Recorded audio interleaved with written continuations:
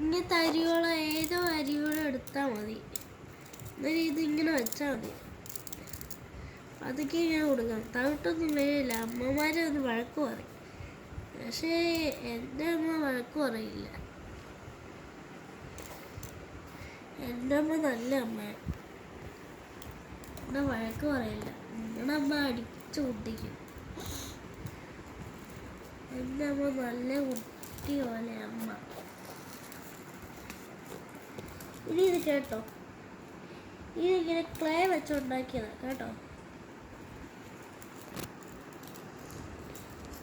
നേരത്തെ ഒരു ഡോബോൾ ഉണ്ടാക്കിയായിരുന്നു.